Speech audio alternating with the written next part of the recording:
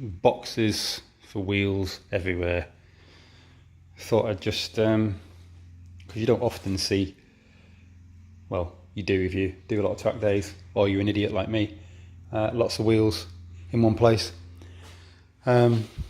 These are the ATS GTR wheels, BMW fitment, ET25, 18 by 9.5 inch wide, so you can run, is it max 275 profile, profile tyre on them, which is, it's alright, but ideally you want to run 265s on them, and that would be a bit of a downgrade from the 18 by 10 setup I've got at the moment on the car, which is obviously running the 275 width. I think the max on the 10 inch is sort of 285, I think, probably. I mean, the 275s, I mean, these are fucking wank Yokohama V105 tyres that just give up at the first sign of any kind of torque whatsoever. But you can see the sort of lip edge there. They've got quite a wide shoulder on them. So I wouldn't think you'd want to go for 285s in that particular tyre brand. Don't know what other tyre brands will be like. I think soon I'll get some AR1 Nankangs. Don't know what the shoulders are like on them. I've not had AR1s before. I've had Durezas and AO48s and Archer Plate Rs and Cup 2s, but sadly can't get Cup 2s and a lot of tyres in 275, 35, 18. You can get 265 but not 275, which is annoying because I love Cup 2s. They are probably my favourite tyre.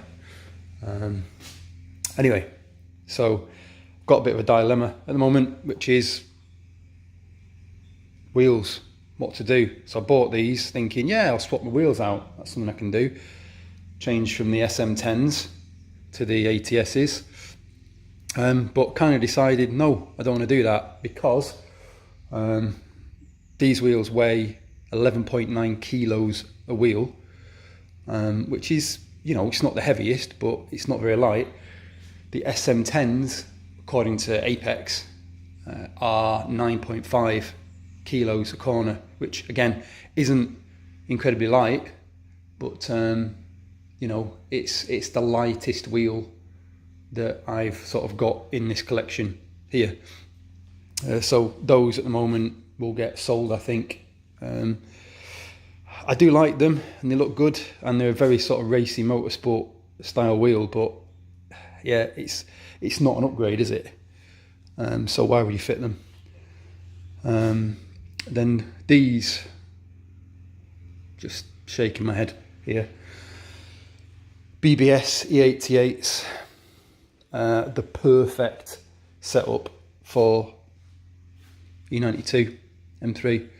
So 18 by 10 on the fronts, ET25, 18 by 11 on the rear, ET25. Bought these used, and condition wise, you cannot fault them. Bought from Sky Motorsport, and the condition is first rate.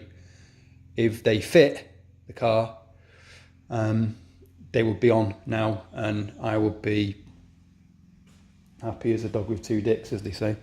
But sadly, because I have 380mm Brembo GT big brake kit, blah blah blah, all round on the car, so 6 pots at the front, 380mm 4 pots at the rear. Although they really don't look it because it's a big car.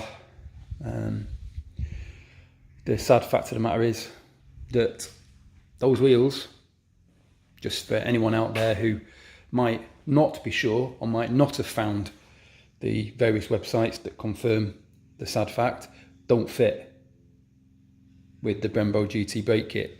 So I'm left with the dilemma of, do I keep these wheels, which are like the holy grail of wheels for the E92, done to death, but for a reason. I mean, they look fantastic, and I've tried them on the car. Obviously the wheels don't fucking turn, which is useless, but they do look amazing. They are heavier. Weirdly, they're 10.1 kilos front and rear, even though the rears are wider. So that's quite impressive. So maybe my scales are fucked. So they're still heavier than the SM10s. So it's a downgrade in terms of weight. And you've got to rebuild the fuckers.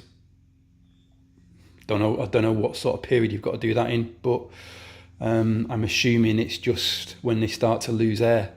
The aluminium centres, the magnesium centres were, I think, the pure motorsport versions and probably older versions. So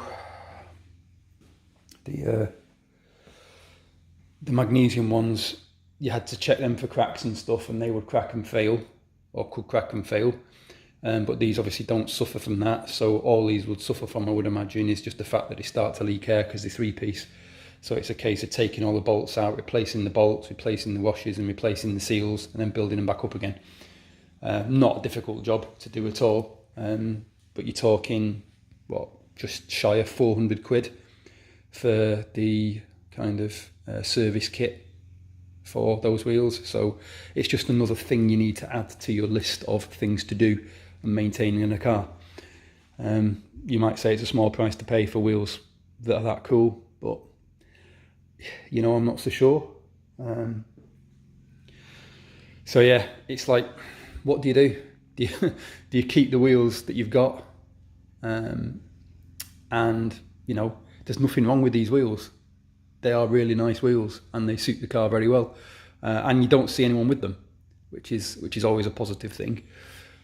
Or do you, I'm speaking to BBS to see if they've got bigger barrels, because the barrels are gay. They sort of taper in, and they just, I don't fucking understand why the barrels are so narrow.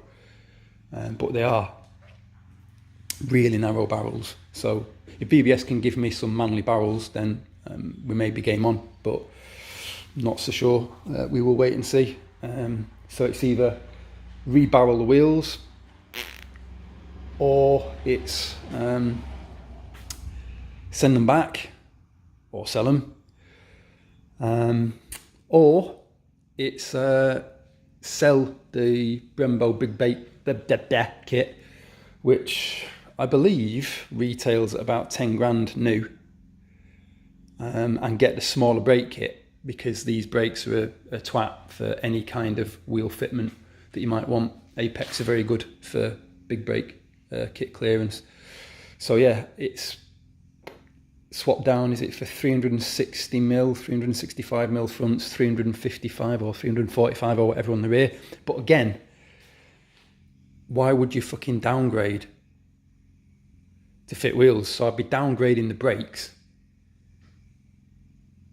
in my opinion, and downgrading in terms of weight and in terms of performance, etc., and lifespan, the wheels. So yeah, bit of a dilemma, isn't it? But anyway, there you go. Lots of sexy wheels and the M3.